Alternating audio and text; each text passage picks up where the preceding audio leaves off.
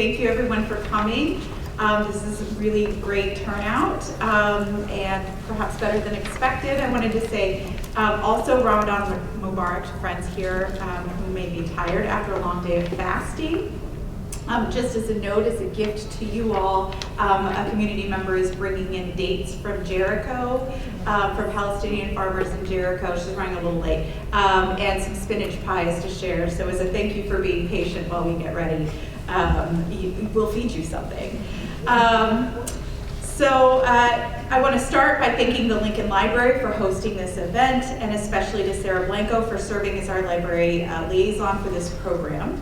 And I also wanted to thank the Center for Lincoln Studies at UAS for their generous support in supplying copies of Ta-Nehisi Coates' The Message. We were able to provide 20 copies thanks to the Center and Jake Reifeld. And finally, thank you to the Departments of English, History, and of Sociology and Anthropology for co-sponsoring this event and helping to publicize it.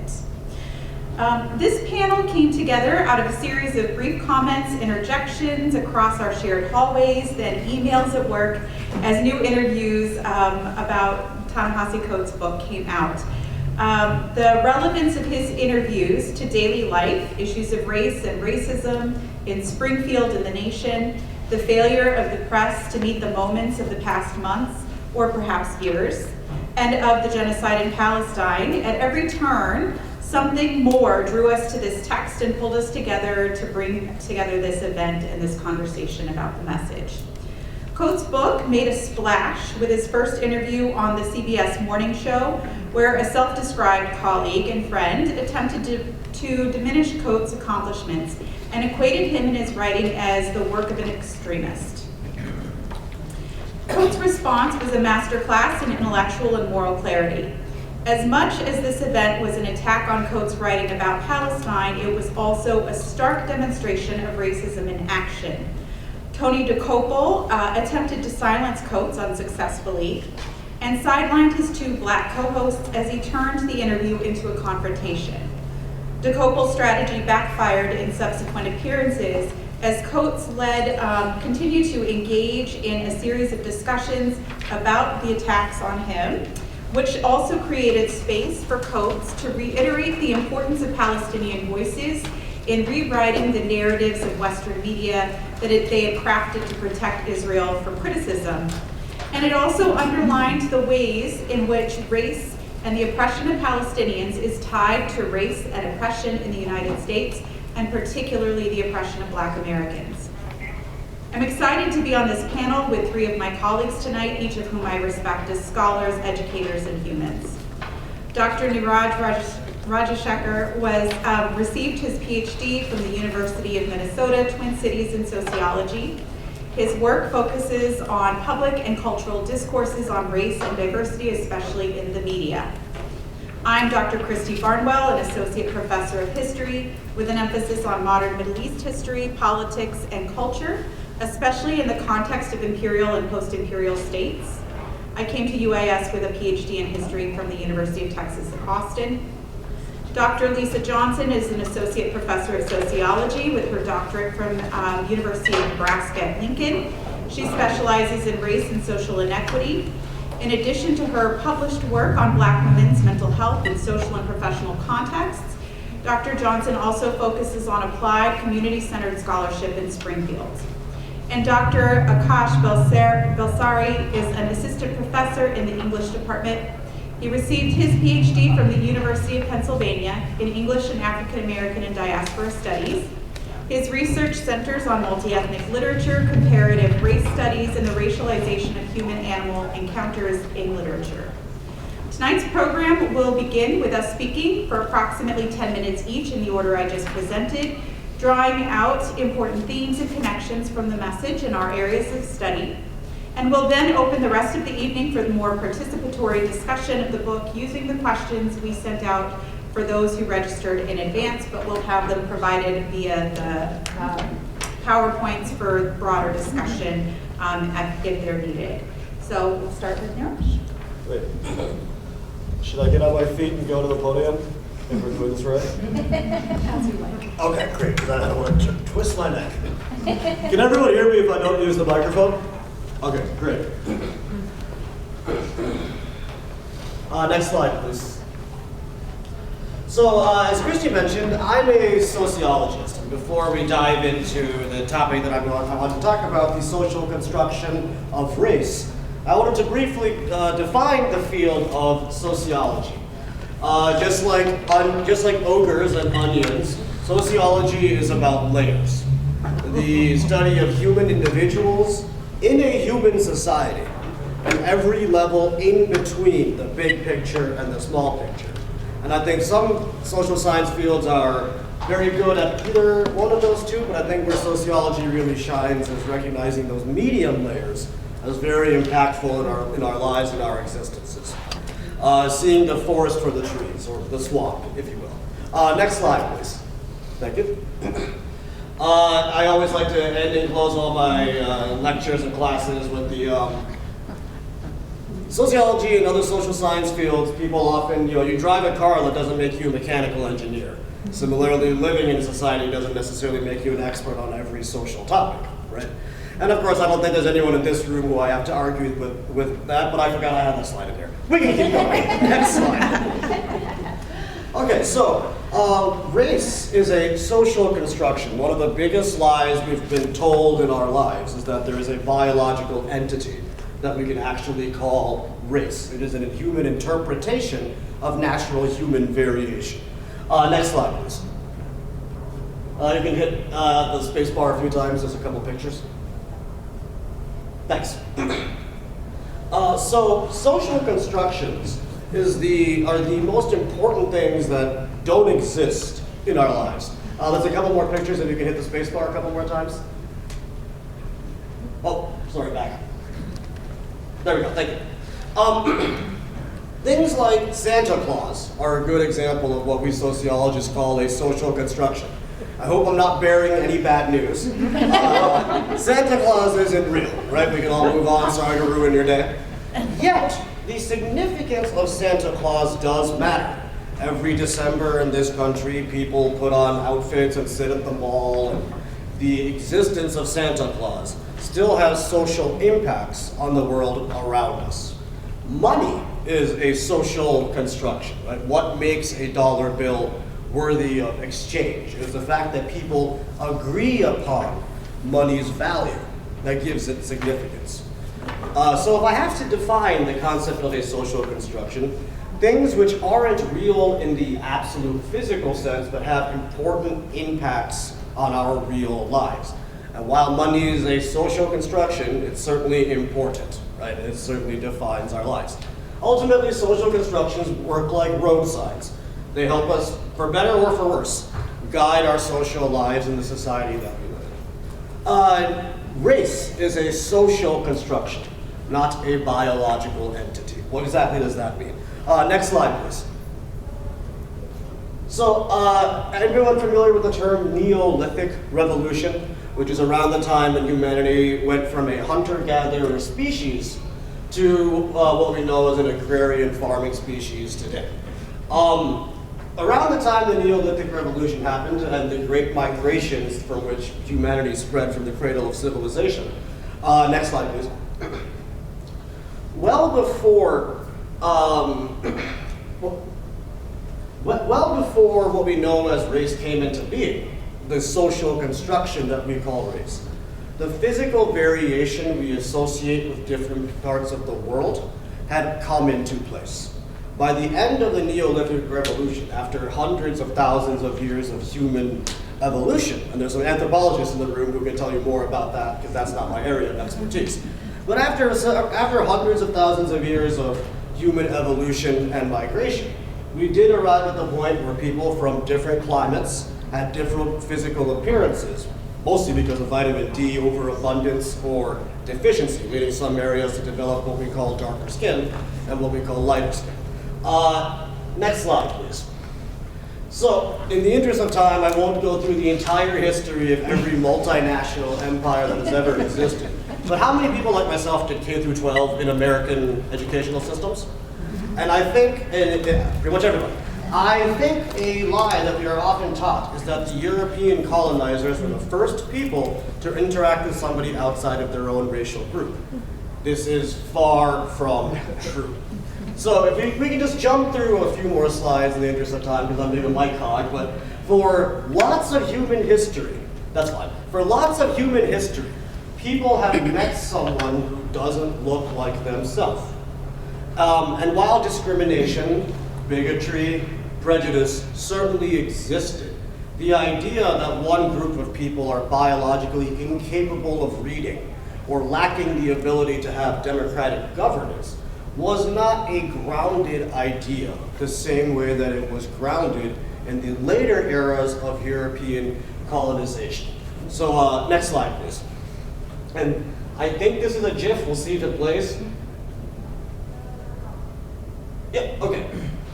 Surely you've all taken some history class and you know that while the European empires were not the first multinational empires of the world, they were some of the largest and most impactful upon the development of what we know as our modern society. It was during this time that race was socially constructed. Again, I'm not denying that the empires of Caesar or Genghis Khan wouldn't have had their own prejudices or bigotries, but what we know as racism, putting people in this category and then assuming that one group is inherently subhuman, was not a common practice prior to the European colonizations and the post-Renaissance era. Next slide, please. So there's a couple bullet points if we can pull those up. Thank you. So previous empires prior to European imperialism used what we call indirect rule for the most part, where as long as the conquered territory is sending off their taxes and their tributes, they are, for the most part, allowed to keep their local government and their local culture. The earlier waves of European imperialism did use this approach. However, in the later waves of European imperialism, we had high direct rule. And this was the beginning of enslavement and new forms of cultural domination and the destruction of art, culture, and religion in the conquered territory. A completely new way of life for the conquered territories, as opposed to previous empires, such as that of Genghis Khan. It was here that race was socially constructed. Academia, both the social sciences and the biological sciences of the 1500s onwards, was tasked with a prerogative by European empires. Create this thing called race to justify racism. So race was not something that was created as a scientific category, and I say that in quotes, by accident or as an intellectual curiosity. Race and racism were created for the purpose of legitimating a new form of dominant enslavement and direct rule. And while I think it's very easy to think about academics today as a certain political orientation and mission, academia at this time was very much a tool of the oppressor. So the word race was never really used. The first documented usage was in 1570 in England. And while there were other words we used to describe people from different places, the idea that all people from one group have similar mental capacity or something of that nature, that was directly created over decades, hundreds of years of false pseudo-science with the purpose of making what we know as racism to justify empires. And while those empires might not exist anymore, race and racism continue to be highly significant in the 21st century. Next slide, please. If anyone's interested in further reading, another falsehood that I think American history teaches us is that this has always been a dominantly white country. As far back as the 1500s, all over the continent that we know as America today, there were people of many different races. I think there's a reason our high school K through 12 textbooks tell us the story of the eastward expansion of what we call the United States government, because the racial makeup of the West Coast was a highly multicultural, diverse affair as far back as the 1550s. But our high school textbook purposefully leaves this out. And as a way to legitimize the idea that this is a white nation. Never was. Never has been. If people are curious about that, I can point you to some more resources after the talk. Next slide, please.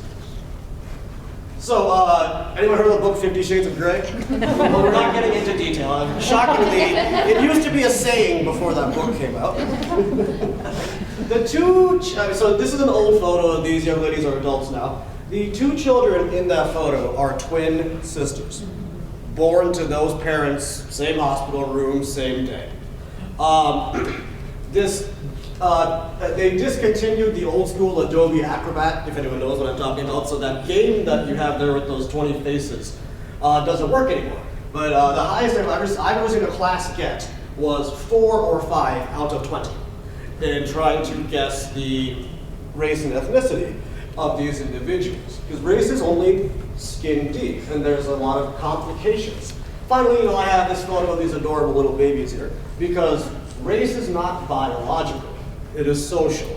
And we use things like a person's speech, hair, dress, and other forms of cultural expression when we're implicitly trying to guess their race. Even if that's something that we might consider ourselves anti-racist people, but we are socialized to recognize this falsity called race.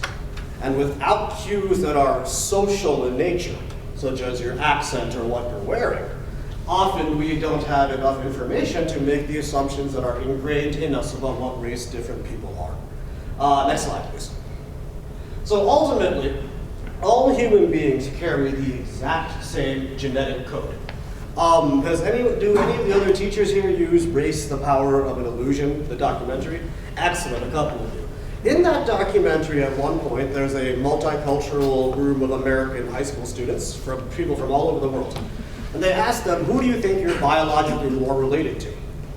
Understandably, most of the kids of one racial group said I'd probably more in common with this other white person than with this Asian person.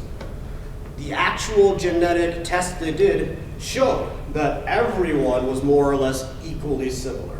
At this point in time, in the 21st century, physical natural scientists agree that there is no genetic trait or characteristic that all people of one race share that other people don't have. All human beings carry the exact same genetic code. The phenotypes we express are a product of our ancestors living in different parts of the world. But there is no biological distinction at all between anything we consider a racial category. It is all entirely sociological. And even if today, therefore, we understand that racism is wrong, we must continue to recognize the role that race plays, as is so central in this book, right? How am I doing on time? Right about there? You're right about there. Cool, that's it.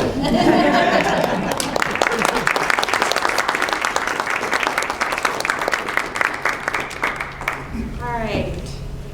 So I am going to discuss basically three, sort of trying to tie these together, building on one another. And so I'm going to start with a discussion of whiteness and power, and then think a little bit about how whiteness and power plays out in imperialism, and particularly imperialism in the context of the British Empire and the rise of Zionism. And then we're going to talk a little bit about how Ta-Nehisi Coates learns, unlearns, and relearns his understanding of how power and race operate in the West Bank. So if we could switch, go to the next slide. I'm going to start with two other authors before we come to Coates. So the first of these that I'm going to use to help frame this discussion and sort of build on what Coates has to say, and really conveniently builds nicely on what Niraj said. I'm going to introduce first Layla Saad, who is a public advocate, an activist, and author. She self-identifies as an East African, Arab, British, Black, and Muslim woman. And in her acclaimed work, Me and White Supremacy, she succinctly states that white supremacy, white supremacy is an ideology, a paradigm, an institutional system, and a worldview that white people, by virtue of their white skin, are born into white supremacist values and expressions. But they're not the only people who operationalize it. She explicitly says that people of color can and do hold white privileges in some ways, through colorism, white passing, proximity via class, and a variety of other experiences that are built into the social constructions that Niraj mentioned. So the second scholar that I wanted to talk about was Edward Said, who is a Palestinian scholar and activist whose work Orientalism, which was published in 1978, shaped scholarship of the Middle East, or the Southwest Asia and North Africa region, SWANA. And to borrow Niraj's Shrek reference, he pulled back layers of knowledge of Western scholars and constructions about the Orient. And when I talk about the Orient, I'm talking about the Middle East. So when I quote him, it's saying Orient, think Middle East. He said, the Orient is not an inert fact of nature. The Orient is an idea that has a history and a tradition of thought, imagery, and vocabulary that have given it reality and presence in and for the West. And he says that Orientalism requires flexible positional superiority that manifests in the othering of peoples and cultures through claims of the mastery of knowledge aided by political and economic power. And if we understand this, then we can begin the process of unlearning the inherent diminutive mode of power as it operates from the West dominating the Middle East. So if we come to the next slide, then let's go to the next one. And the next one. All right. So Coates clearly describes racism and race as a species of power, very succinctly on page 125. He's in the Hebron out by himself, and he stopped and questioned about whether or not he was allowed to be there on the basis of his religion. And he says, if this had happened in America, I would have told you that the soldier who stopped me was black. And I guess he was here too. But in fact, there were black soldiers everywhere, lording their power over the Palestinians, many of whom in America have been seen as white. I was reminded of something I've long known, something I've written and spoken about, but was still stunned to see here in such stark detail, that race is a species of power and nothing else. And I knew here in this moment how I would have fallen in the hierarchy of power if I had told that black soldier that I was a Muslim. In the case of Palestine and Israel, Coates here has identified that 1, there is a system of white supremacy being enacted through and with a form of imperialism and colonialism. 2, that there is something familiar and unexpected in the way he saw race and power operationalized in the West Bank, a way in which the diminutive power flexed and shifted its shape and appearance, and that power dynamic is enmeshed with the experience of African Americans in the United States today and historically. When we think about whiteness, and I think we can advance the slide, thank you. When we think about whiteness and its connection to modern imperialism and Zionist settler colonialism, we can see just how unfixed, how permeable the boundaries of whiteness are. The ways in which Zionists sought to access power through the language of imperialism and white supremacy. Imperialism operates with a wide array of tools or repertoires of power. Economic, political, and military power are used to extend and justify influence and control over the territories and other people. Early modern and modern empires often justified their expansion through the civilizing mission, the idea that some people are backwards or savage or childlike or incompetent. And here we've got some illustrative examples of that, and the next slide as well, in the case of the American Empire. We have examples here of how whiteness stands apart to save, guide, instruct those seen as not white, and the imagery stands in to depict what is whiteness and who does or does not fit that bill. And it does that regardless of their physical skin color. They are nevertheless coded in varying degrees of blackness, savageness, and uncivilized status. And if you go back to the previous slide really quickly, just pointing out here, you've got a very typically coded white features of the face on the British lion, But the Irish person is depicted as a monkey and is depicted as black, and that's coded very specifically as black. Even though, skin color of the Irish, we would look at that and not normally code it that way. Nevertheless, for the purposes of social construction and identifiable symbolism, they were categorized in the same way in varying degrees of blackness. So if we skip ahead 2 slides, there we go. I'm going to talk a little bit very quickly about the shifting inclusion and exclusion of whiteness and its connection to power as noteworthy when we're thinking about the example of Britain and the debates over Zionism and the government support for a Jewish state in 1917. Herzl, who Coates talks about, wrote his book Der Judenstaat, and he formulated the idea of the creation of a Jewish nation state separate and distinct as a sovereign nation. This idea was then picked up and lobbied at the British government level by a man named Chaim Weizmann, who was an Eastern European Jew in England, lobbying the British for international recognition of support for a Jewish nation in Palestine. And then the third figure, the larger figure here, is Edward Montagu, a Jewish-British cabinet member who was opposed to Zionism, preferring to live as a Jewish Briton, not as a British Jew, in his own words. Coates quotes numerous passages from Herzl's diary and book, as well as writings from Ze'ev Jabotinsky, who was also a migrant to Palestine in the Mandate and who founded one of the Jewish militias there. Both Jabotinsky and Herzl emphasized the goal of creating an outpost of civilization in Palestine and contrasted Jewish settlements with savages living in squalid villages in the language that they used. Montagu himself in 1917 described the danger of the creation of a Jewish state. He said it would be harmful to Jews because he believed that other European nations would then believe that Palestine is their national home, and every country would immediately desire to get rid of its Jewish citizens. And as victims of European anti-Semitism, also that Britain, in his words, our country, stands for principles, aims of civilization, which in no other country stands for in the same degree. He and others, he was saying, had endeavored to be a part of and worked and fought for the status of civilized citizenship in Britain, and he believed that the creation of a separate state would disrupt their access to that. So we can understand through these 3 folks that many Jews in Europe experienced life and anti-Semitism as oppressed peoples outside of whiteness. But they found access to power and influence through proximity to power and adherence to upholding white supremacist values and tools.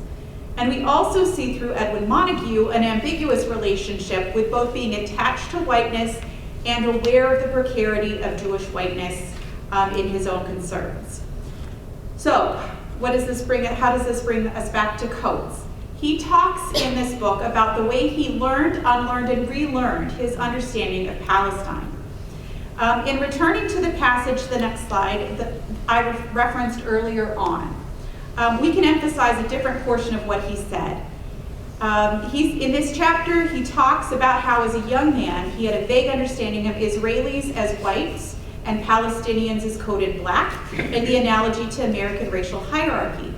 But as he learned to write and took a job with The Atlantic and found himself acculturating in a predominantly white workplace, he found himself absorbing and expressing a different articulation and understanding of power.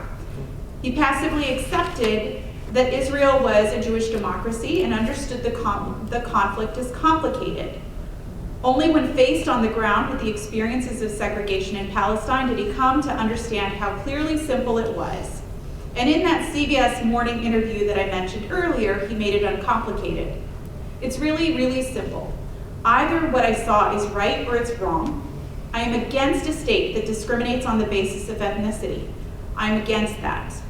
And in a subsequent interview, he took up this understanding a step further to identify the dynamic that concerns him, that gives him fear to some extent. So I'll leave this quote from him to Stephen Colbert on The Late Show, when he said, "We would like to believe that when people do harmful and hurtful things, they are just mean people doing harmful and hurtful things. It's much more disturbing to orient yourself around the idea that victims are actually victimizing. So we'll leave that for thought and move on. Thank you.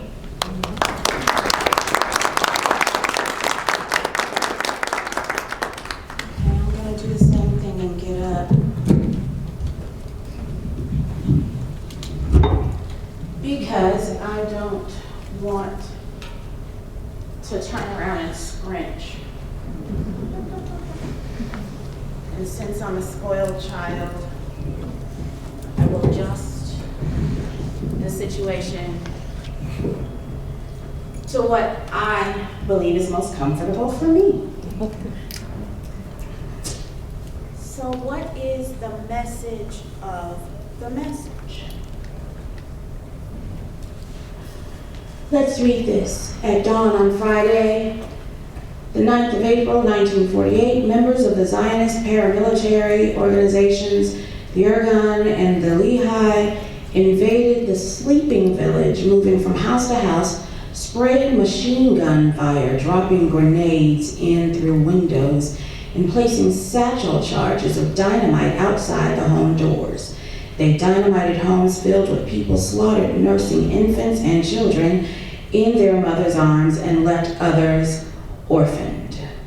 This is a picture of some of the children that were killed during that slaughter.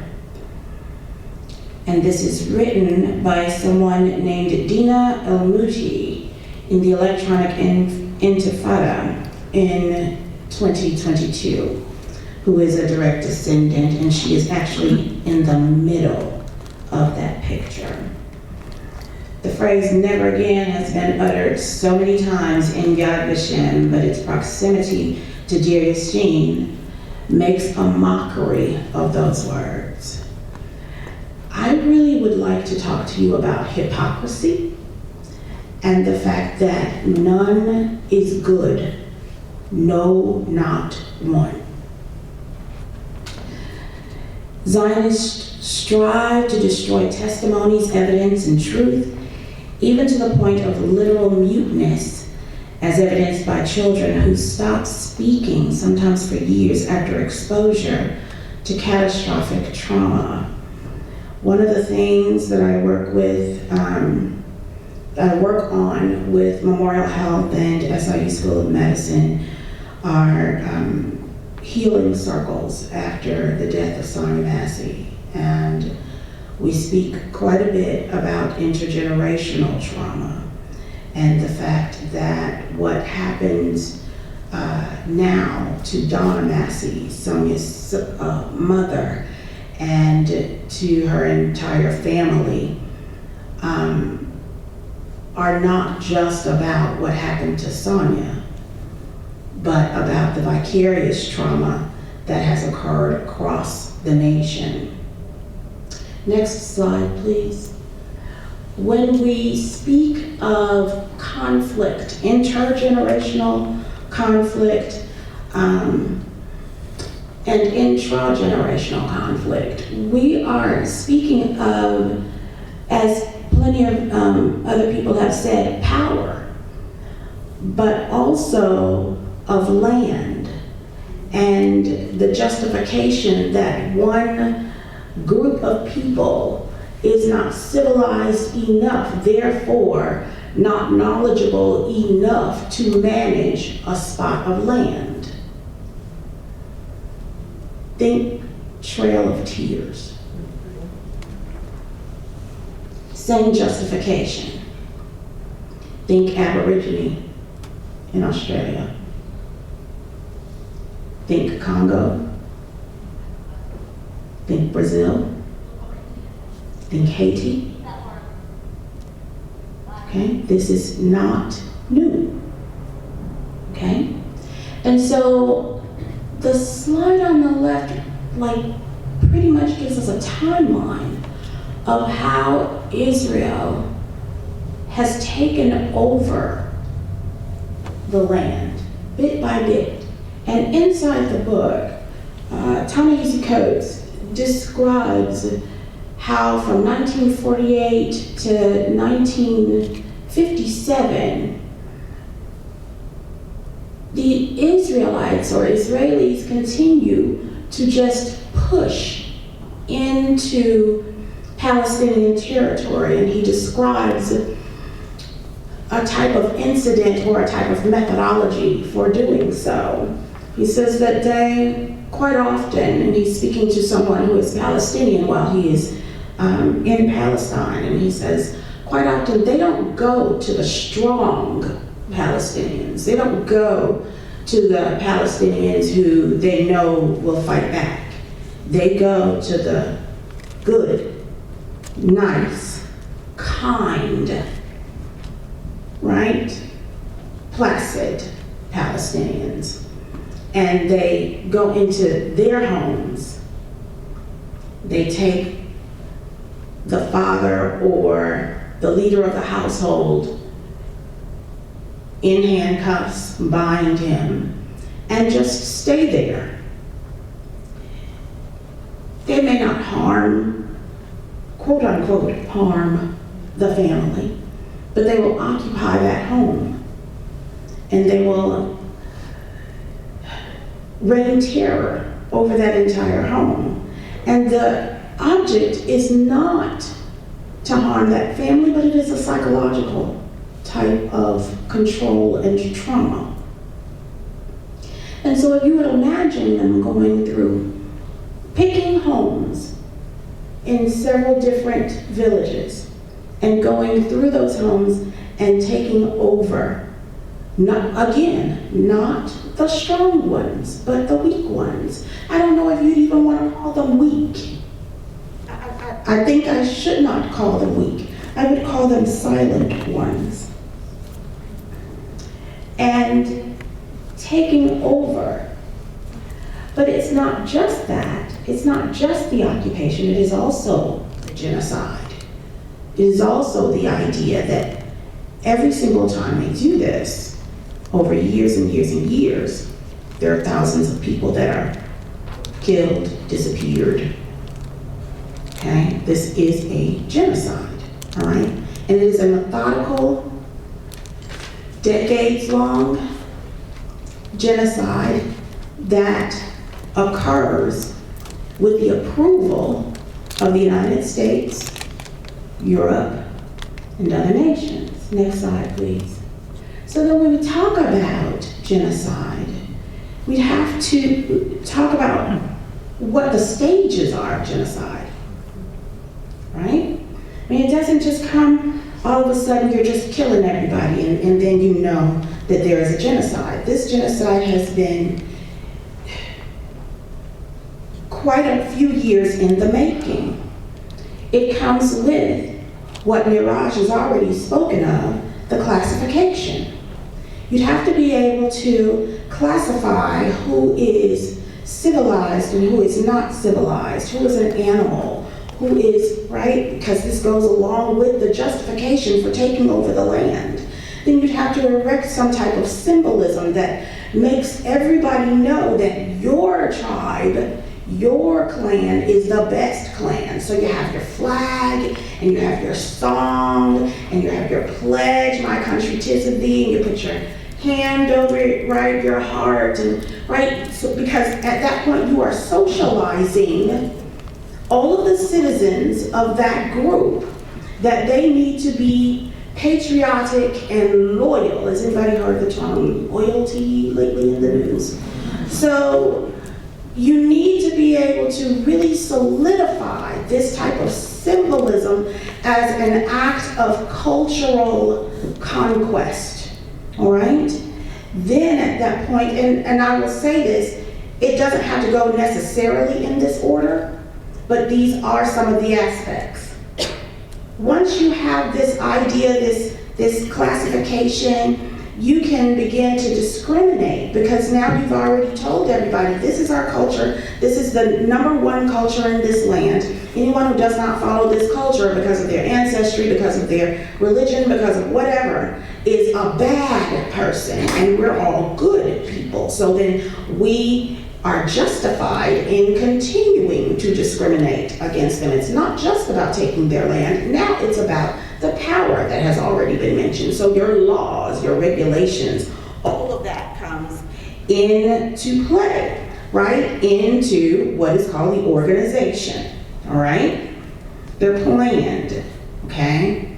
The language takes hold where everybody can understand that a certain type of people, a certain type of children are good for nothing and therefore not worthy of access to resources that the good people have, all right? And then there's the polarization. Shift them off. They're not working. We don't like them. They're not like us, right? What? Remember Super Bowl? They're not like us. And we need to get rid of them. Remember that in Hitler's era, there was the ghettoization first, right? Okay, and he got that from the United States, right? Okay, so then you're preparing for something larger, right? You have to actually prepare, okay? And so leaders will instill in all of the cultural practices in the institutions.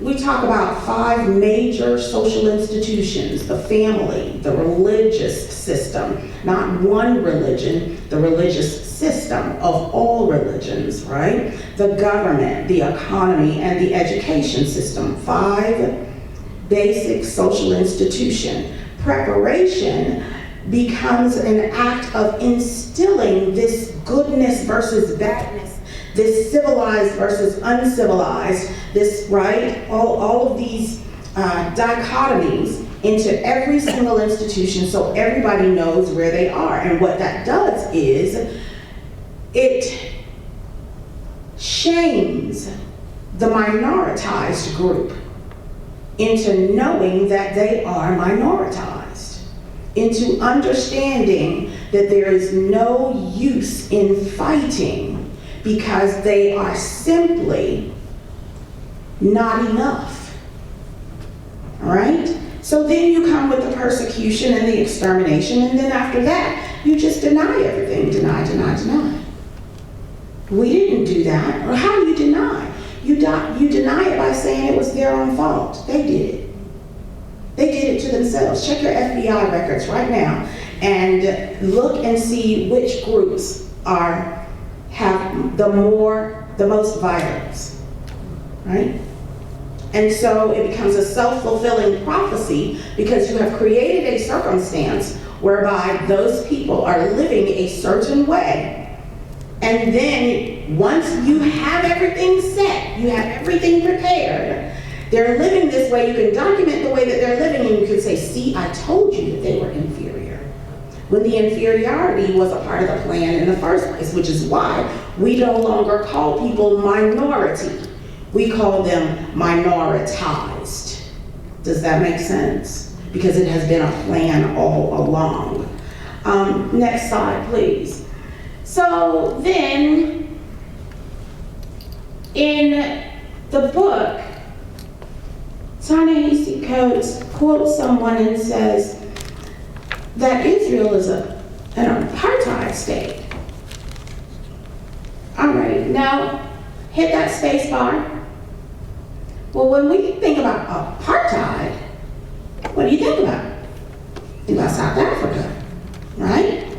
Okay, that's the largest one, okay? And what happened in South African apartheid was that you had children, you had generations of children who were educated in segregated, right, school systems, okay? And school systems whereby they did not have the same access to resources as de Klerk's people, okay, the Afrikaners, okay? And so then that self-fulfilling prophecy flows on through, because if you're not educating the minoritized group, then later on you can say, well, see, I told you, they're just not smart, okay? Now, on the other side is Palestinian groups and their children. Another thing that we also understand about trauma is that if children are attempting to learn in dire circumstances, then they cannot retain very well. So when I tell you that genocide and colonialism and imperialism are psychological and sociological, I really mean it. You get to the people's hearts and to their heads, and then you can control their behaviors. In social psychology of social inequality, we talk about the ABCs of any type of action, right? Your affect, which is your feelings, your behaviors, which are governed by also your cognitions, which are your thoughts. Plenty of people, even and Raja and I often talk about this, in our rush to be such intellectual magnets, we always talk about reason and logic as if a subjective something or the ways that people feel have nothing to do with what they're studying or what their results are. And in sociology, we are very, very aware that there is no such thing as absolute reason or absolute logic. Your feelings are a part of everything that you do, even down to the research question that you ask. And that research question that you ask may be a factor of what group that you are in society at the time. Hence, all of the DSMs that said that drapetomania was a viable disease. Do you know what drapetomania is? It is the escape of an enslaved person from their master. The idea was that these enslaved people must be insane if they would like to escape from the arms of their loving master. That's in the DSM. Okay? So when I talk to you, when we talk about the history of the United States, and Niraj already pointed to the ideas that so many of our intellects were racist. Survival of the fittest, Herbert Spencer, right, who was living during imperial times and was a part of the justification, right? I know you don't want me to talk to you about your beloved Thomas Jefferson, right? Who also set into motion scientific racism with his suspicion, right, that the Africans and the indigenous were not of the same sound mind, body, and soul as the Europeans. Oh, the indigenous might be able to be reformed, but the Africans absolutely not. Okay? And so this is a history that is born into the very conception of the United States. And with the United States power, we're able to take this beautiful racism global. And so another thing that people don't learn is that Hitler got his ideas from the United States, is that Santo Domingo got their ideas from the United States, and that Israel got their ideas from the United States. And in the book, Ta-Nehisi Coates is very particular about quoting the current Prime Minister, Netanyahu, who talks about Palestinians as animals, as not human. Do you remember 3/5 of a human in the United States? When you have power, you also have the power to socialize others because of the prestige and the property that you already have. So one of the things that we talk about with ultra-capitalism is that it is a heady type of brainwashing scheme, because what you're doing is dangling carrots in front of other people and saying, see, Don't you want what I have? Don't you want what I have? Oh yes, and that's I want what you got. I want what you got. I want what you got. What do I have to do to get what you got? Well, I'm going to write a formula for you. You have to divulge yourself of your own culture. You have to give up any ties to your homeland. You have to turn on your own people for my power, the growth of my own power, and you have to sell your very soul. This is what white supremacy really is all about. It is about absolute conquer. It is about leaving people without any identity of their own history or of their own pride in themselves and in their people, and then refusing to teach it to them. Carter G. Woodson had a quote. He says, "Those who have no record of what their forebears have accomplished lose the inspiration which comes from the teaching of biography and history." What's going on in the United States right now? Because Ruby Bridges is not critical race theory.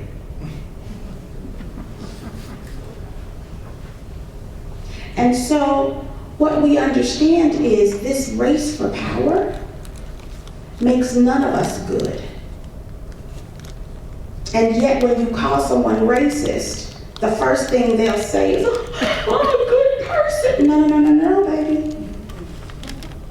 There is no one who is good. And the idea that Ta-Nehisi Coates ends with is a fear that if Black people actually got that much power, what would we do with it? The Black liberation movement was split on Palestine. You had some people who wanted to work with Israel, like our past vice president. You had some people who wanted to take over, like Malcolm X.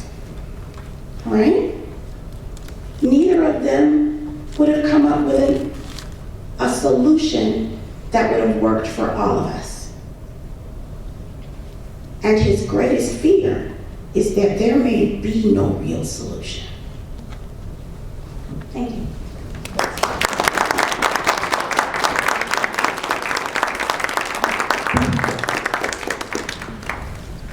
All right. Oh, sorry. Oh yeah, I was gonna say something real bad. You got more, Lisa? Yeah, I guess I'll go and say this. Right quick. Black people were talking about genocide and actually appealed to the United Nations in 1951.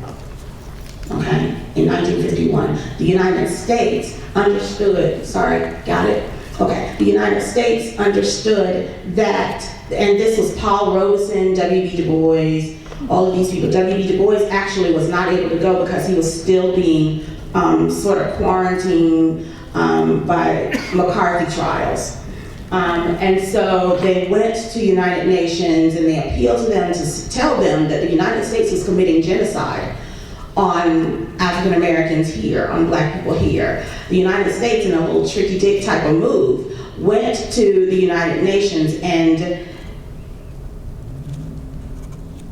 diverted their attention to other things so that the agenda went past and the African American plea for help in genocide never was addressed in the meeting that people were supposed to talk about it. And I'd like for us to understand all the behind the scenes stuff that we don't see when we are trying to talk about how good we are or how good our nation is. Our nation is just a nation full of powerful people who are colonizers and imperialists and uber capitalists, just like anyone else, okay?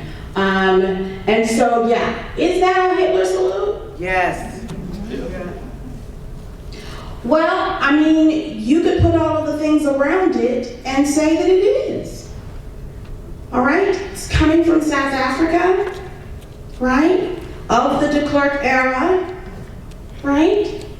You could say all kinds of things, but when people who are already minoritized look at that, it's a quick yes. Because we are still all dealing with our own vicarious and intergenerational trauma from living in these United States. Even those of us who would call ourselves successful are still traumatized. Still can't trust y'all. Not a one. Muhammad Ali said that there was 10,000 snakes coming at him, right? And one of them said, oh, you can trust me? Is he supposed to leave the door open to let the one snake come in that says that you can trust him and then actually trust that one snake? This is the problem. So then you have South Carolina that still flies that rebel flag. Trauma, right? And so now you have parents who still have to talk to their children in a different way about police engagement because of years and years of trauma and years of evidence that this is still a very racist nation that wants to recreate racism all around the world. Now I'm done.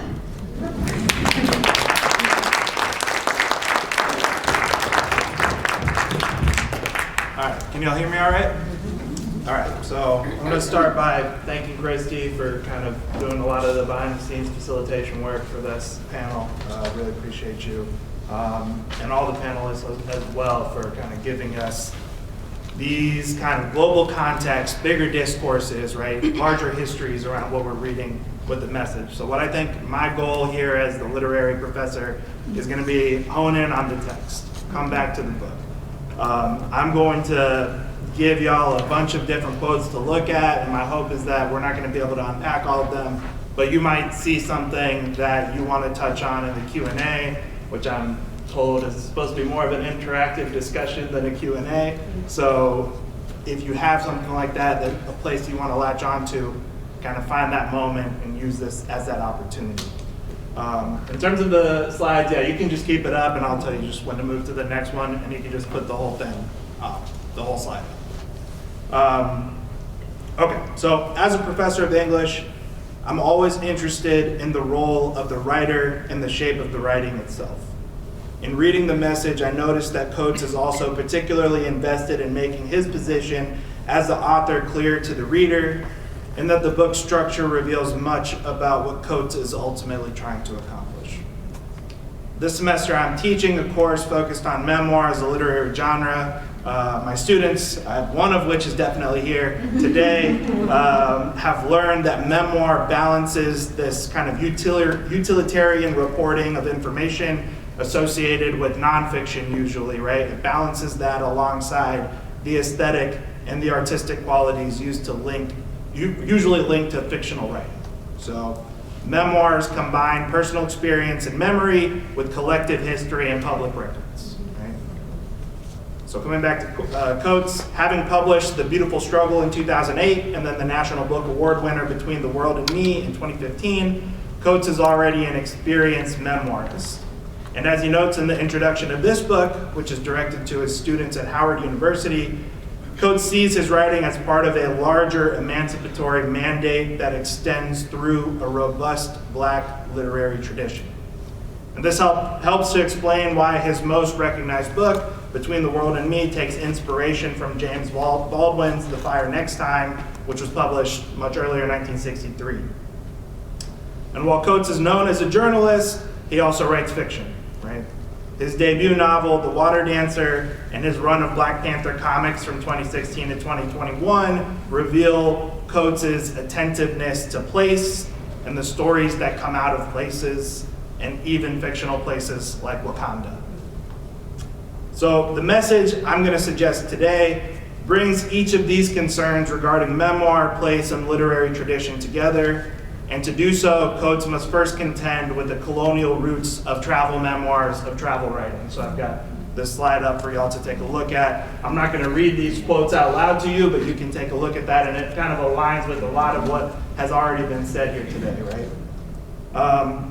So as historian Jennifer Morgan argues, travel writing was used to solidify a, quote, rubric of monstrously raced Amerindian and African women, which allowed Europeans to articulate shifting perceptions of themselves as religiously, culturally, and phenotypically superior to those black or brown persons that they sought to define.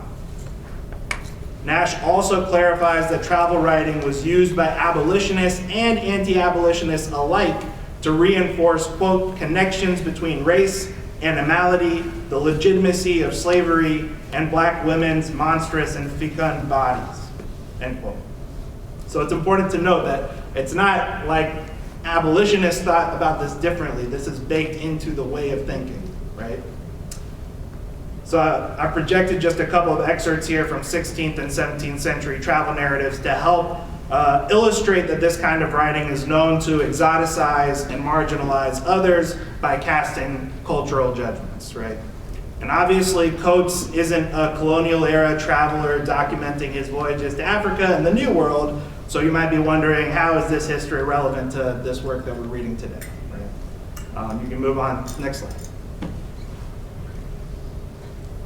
So when Coates himself tells us on page 73 that the medium is the message, he's telling us that he's wary of this kind of travel narrative. He already knows this history. He's telling us that he understands that the way information is communicated in travel writing automatically positions the writer as an authority figure over the places and the people that are being written about. So if Coates is going to continue to imagine the oppressed as human beings, as he says here, then he must be wary about not just what he is going to write. So he's not just wary about his content, he's also thinking about how he's going to write it, which is his medium, right? So I'm interested in thinking about the shape of this book and what Coates sees his voice accomplishing within its form and structure. Coates' perspective is unlike those colonial examples that I showed you earlier, because his point of view works always at two levels at once, right? And so I've put some of those levels up, at the personal level, at the political level, internal, external, subjective, objective. He humanizes as well as reports, right? He's reflective, thinking internally, as well as he's curious, looking externally. And that idea of curiosity, I think, I think it's only that if we grasp the duality of Coates' writing that we can fully appreciate how each chapter of the book is contributing to a larger decolonial project. So moving forward, I'm going to briefly address each of the sections that we have and discuss the relationship between Coates and place. You move to the next slide. So the first place that we arrive at with Coates is Senegal, right? This section begins with a poem by Sonia Sanchez titled Rebirth. The question of rebirth is clearly central to this section, but we might ask who or what exactly is being reborn. Rebirth is most obviously connected to the island of Gorée, upon which Elmina Castle sits, the first European slave trading post in sub-Saharan Africa, and the last point in West Africa that enslaved black people walked through before entering the Middle Passage. And it's known as the Door of No Return.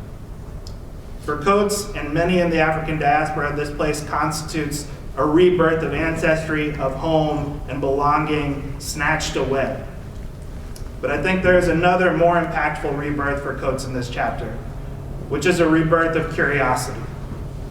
Coates is critical of himself for getting caught up in a mythic, albeit potentially empowering, African past at the expense of the Senegalese people all around him.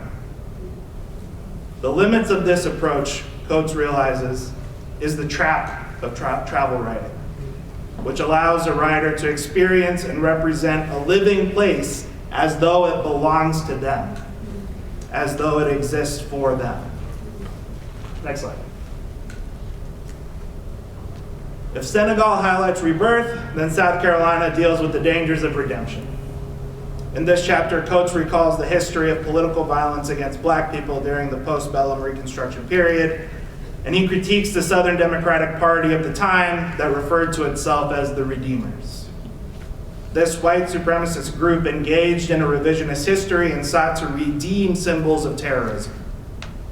He argues that theirs was, and continues to be, because there are redeemers that exist today, it's not gone away, a distorted redemption that isn't about saving a historical narrative at all. It's not about saving a legacy at all, but it's about killing a future. So these quotes indicate that there's another redemption worth pursuing in this chapter, though. And that is the redemption of the imagination that comes out of curiosity. Writers and educators, I think this is what Coates was saying, have a responsibility to put forward, quote, new language and stories that allow people to imagine that new policies are possible, end quote. And we can all play a part in this role, I think. And this is what makes ideas like diversity, equity, and inclusion dangerous. The fear is not, as Coates says, that we will convince their children of a different dogma, but that we will convince them that they have the power to form their own. Next slide. The book ends with Coates' time in Palestine, and this section is about reparation. Reparation for displaced, dispossessed, and decimated Palestinians in the Nakba. But it's also Coates himself who wants to make amends for an argument in one of his most popular writings, The Case for Reparations, right? I don't know how many of y'all have read that piece as well. In that piece, he suggests that Germany's payments to Israel might serve as a model for the U.S. to follow when repaying debt owed to Black Americans who have faced enslavement, segregation, and discrimination in the U.S. Given the book's ending, I'm not sure that Coates feels that he's actually successful in making these amends or successful in this regard. The deceit that he speaks of is one that he allowed by being incurious and by neglecting to expand the boundaries of imagination beyond himself. That's kind of what he's speaking about whenever he talks about his sense of kind of regret here. Ultimately, I think Coates' voice opens a wound of absence. He writes not as an expert, but as a reminder of the voices that are silenced when we don't ask, when he says earlier, ask the wrong questions. It's not about finding the right answers, it's about asking the wrong questions. So I'll just end with this. The message doesn't give us the answer, but it does give us the medium. Be curious, help others to imagine otherwise, question yourself.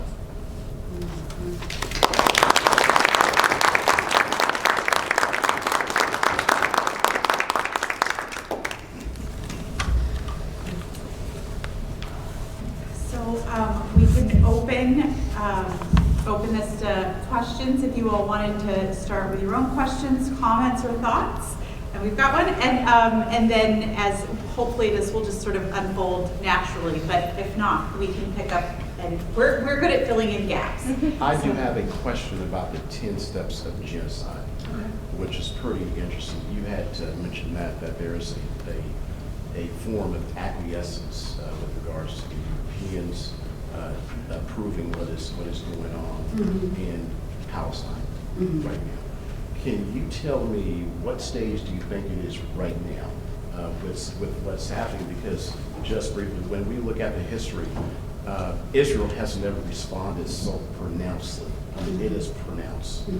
With me being a Cold War veteran, the carpet bombing is, so when you hear the term carpet bombing in relation to strategic bombing, it looks like genocide. So just through your estimation, where do you think the stage is right now? And talk about the acquiescence. We have, as a country, but you did say that you feel so there's a level of acquiescence that the Europeans are demonstrating right now. And tell me, what stage do you think it is right now in that 10-step stage? It looks like extermination to me. It looks like extermination to me. Everything else has already pretty much been covered. And the death that we see constantly over the news, and even understanding that we're not seeing all of it, because still our news mediums are governed by powerful people who will only give us, you know, snippets of what they think can help to control us. And I think that that plays into the second part of your question, is why we seem to be acquiescent. First, because we don't have all of the information. Second, because we've been socialized to trust the leaders. Third, because if we said something, 3 fingers pointing back. 3 fingers pointing back. The idea that we would point our fingers at somebody, and this has happened in the United States quite often, when we talk about the indigenous schools, the residential schools of the indigenous, you know, Canada, China, they're always ready to say, you know, United States, y'all need to shut up because we know what you did last summer, right? And so there's this issue of not being able to really say much, in addition to the fact that, yeah, we're pretty badass over here. We have amassed a lot of power. Still we're a superpower. If you think about Macron and Germany and everybody else was laughing at Trump. We would see, right, little snippets on the news of all of them gathering around at a state dinner or something, and they're making fun of Trump. And now we see Macron, right? Macron is in the White House? What? Right? This is not anything that would have ever happened. Mexico is acquiescing. Canada is acquiescing. Everybody's afraid of the 25% tariff. And if you make him mad, that's what's going to happen. So the acquiescence is at one point forced, and then at another point guided.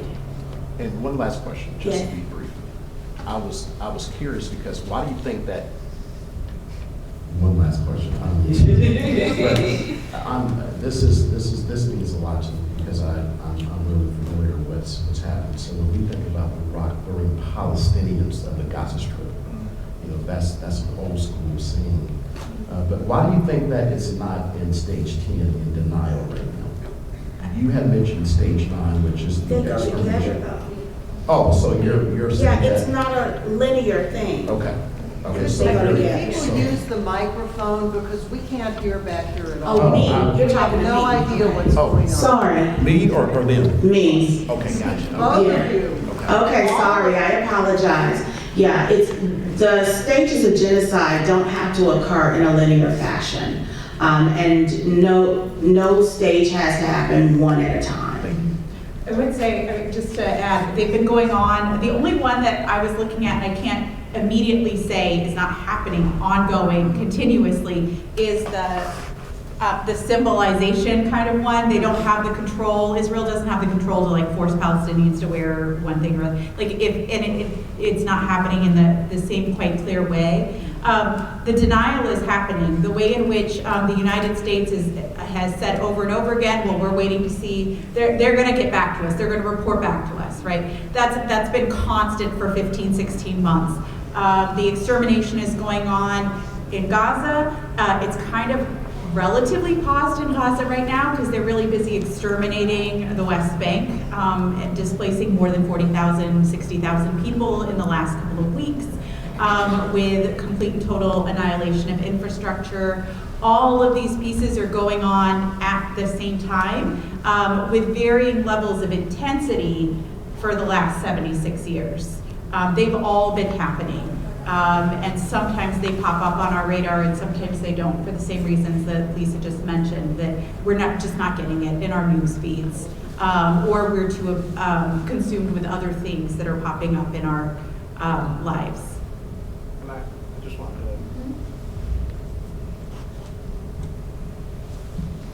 So speaking about the 10 stages of genocide, and I haven't done the research that you have, Lisa, so you can kind of guide me on this a little bit, is it doesn't seem like after stage 10 it's over. No, like, absolutely. Right? It seems like it's ongoing, and there are like the idea that after extermination and denial, you continue to build origin stories, right? And it's the origin story that sticks. Yes. And it's the origin story that continues to erase Yes. what actually existed beforehand. And that was what the Paul Robeson and W.E. Du Bois was saying in 1951. Yeah. We are still in the middle of a genocide in the United States. And Ta-Nehisi Coates even talks about the immigration policies and whom we will take in as refugees and whom we won't. And Israel has taken in refugees from South Sudan and Eritrea and then sent them back. And we never really knew about that. That wasn't in our news feeds. But the idea, once again, that old trope that Africans are, animals or whatever. It's a continuous phase. What happens when genocide becomes like a global issue, right? Like, as we're making these connections and we're saying that there's genocide happening here, but it's not just happening there, it's happening No, in these it's other places, also being allowed by other places too. So like, Yes. taking this like framework of genocide that we've learned and kind of expanding it seems really integral to what kind of your research is talking about. Yes, Algeria, all over the place. And what happens is you get into, and this is why capitalism is so important as well, because the idea of conquering and having this imperialist type of idea, I want to go discover new lands or whatever, it's a constant thing. People, like little kids, I'm bored. I want to go, I want to go, you have that, I want that, right? It's an idea, it's never over because we are never satisfied.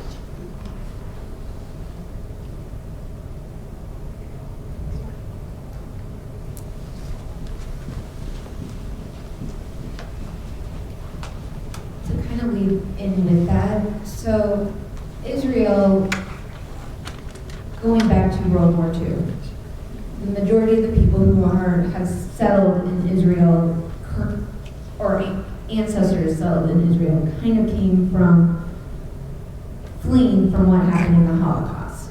So they were very much persecuted, and so how do they go from being persecuted and seeing this genocide in such a massive and horrifying way that truly touched the world and made us see a part of ourselves that we didn't want to see, now become the aggressors? And is there a lesson to be told to that, to all marginalized people, be it your gender, be it your sexual orientation, be it the race, in quotations, or whatever, so you don't fall into that same trap? Is there a lesson we can learn from that? That's the problem. We can't figure out the lesson. Look, I was at, Phoenix Center, queer folks, right? And they have the same issue with queer folks, minoritizing and, not really taking care of POC queer people who are people of color. Inside every single ethnic or racial group, there is a stratification, right? Marginalization type of thing, which is why somebody mentioned colorism. Somebody has to be better than the other. Somebody has to get, we used to have the paper bag test, the brown paper bag test, even to get into HBCUs, okay? So the point is, we can't find the answer yet, and therefore, even if the marginalized, this country was started off with people who were traumatized in other areas. So all they did was brought that trauma over here and try to figure out how they could, traumatize somebody else like they had been traumatized. And so we haven't figured it out yet.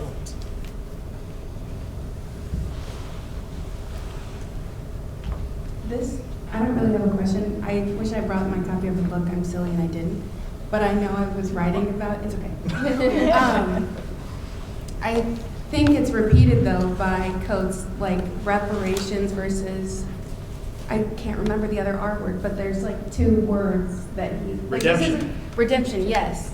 Like, that's an idea of the struggle, I think, like, just that, like, how do you find that balance? And I don't know if there is an answer. And I think like what the quotes that you put up from the like South Carolina section of the book about when you have power that you don't have to be curious about people who don't, and you stop thinking about that.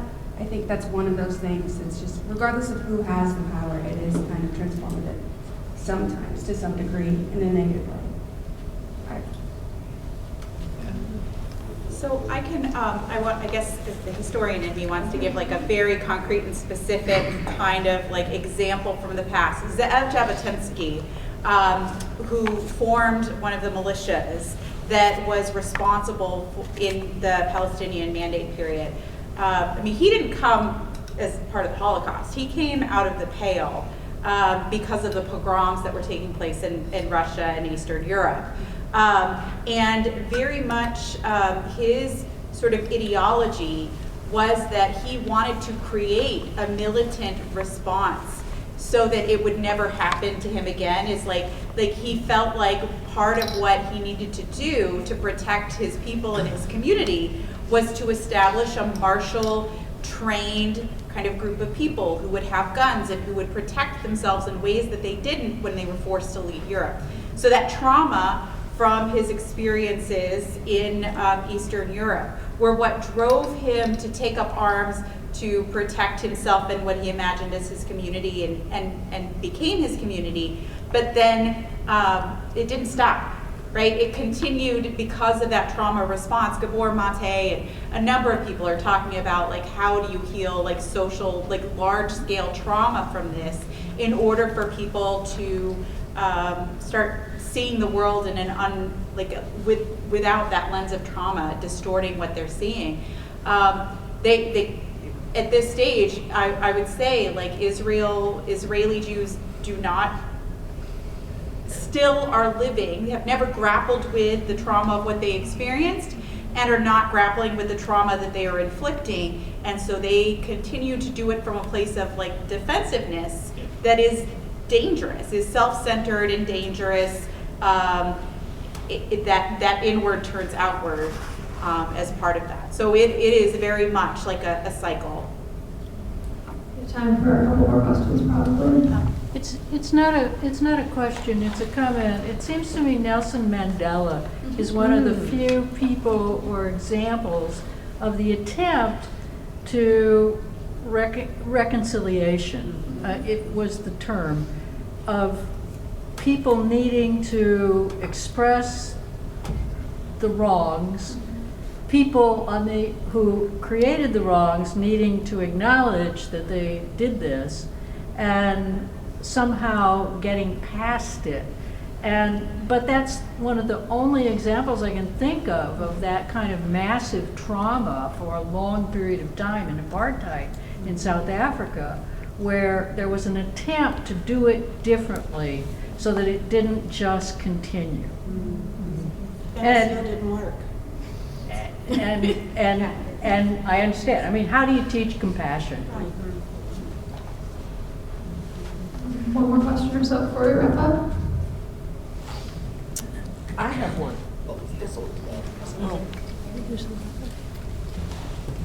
Oh, thank you. I'd like to hear from everyone on the panel about this terminology that we seem to be, if we're not struggling with it, I hope we will begin and continue to struggle with it. Minoritized and minority. And how each one of you understand that in the context of this discussion. I struggle with it. I struggle with minority. I don't use that term. And I agree with why that's an important question. I'm struggling with it. Well, in sociology, the textbook that I use in my intro class makes the case that minority and majority, when we're using them in these questions of race and inequality, is not about numerical representation. It's about power. Right. Because apartheid South Africa was 90+% black. And what I think here in the United States, we've become so used to thinking about minority, majority as a numerical quality. But even if non-white people become 51% of the population in a few years, We have seen the backlash and reaction that this has sparked in the American right wing and how it has aligned itself with reclaiming America as a white national state. And so I think that's a good question. And I think we need to, I think those terms should be used for power and distribution of resources and cultural and material inequalities. Minority groups are those that have a minority of these things, regardless of our actual composition in the population. I use it a different way. I say minoritized. For me, it is embedded in the policies and the procedures of the United States. The policies that say how many refugees we can take from countries of color, how many voluntary immigrants that we can take from countries of color, and how much the I-9 will actually cost, how much the lawyer fees will cost. It's about the policies that are set around the globe on the equivalency of intellect and education. An 8th grade education in South Sudan equals a 12th grade education, or vice versa, I'm sorry. A 12th grade, equals 8th grade. So if you come here as a refugee from South Sudan, you're basically only coming with what the United States considers an 8th grade education, which then affects your income, right?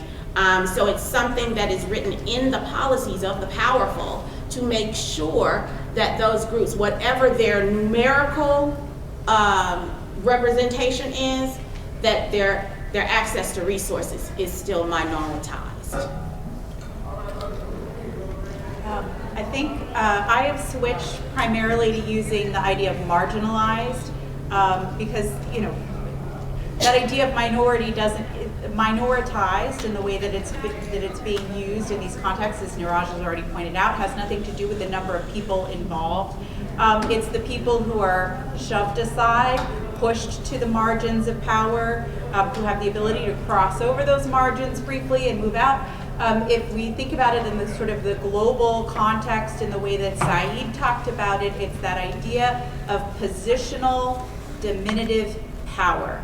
So that anyone can be marginalized depending, well, almost anyone, but certainly can be marginalized depending on how that power structure is operating in a moment. And I think allows for a greater understanding of how that flexes and changes depending on the position. So that's kind of where I think I've been leaning away from minoritized and more towards marginalized is the better descriptor. Mostly everything's been covered. I'll just say that the IZED, right, that's the part we're kind of focusing on versus it has to do with placing emphasis on kind of social action rather than going back to Niraj's points in the beginning on the biological or empirical realities, whatever those may be, of the situation. And we can think about that with other terms too, orientalized, exoticized, right? When I'm in my classes, do we say slave or do we say enslaved person, right? There's the action is what is important in that situation. The slave is not a biological reality. Enslaved persons, right? Enslavers. So those are like just tweaking the way that we think through the language, I think is most important. Okay. Thank you, everybody. Thanks to all of our panelists, to Center for Lincoln Studies for getting us a copy of the book, all of my colleagues for passing out copies of the book, and I am planning to send out a feedback form to help inform future events like this to everyone who registered, who did not register. If you'd like to get that, be sure to sign up over there. And thanks everyone for coming out tonight. This discussion.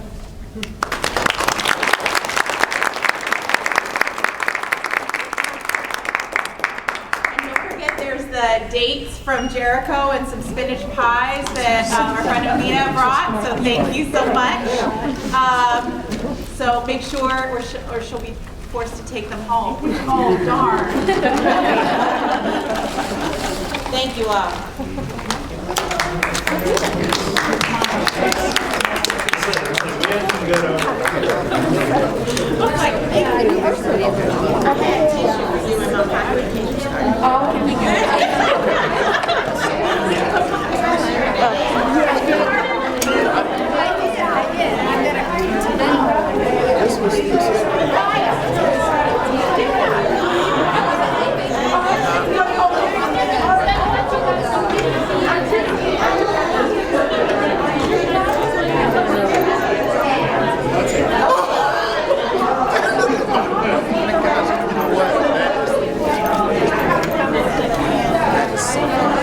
It's a further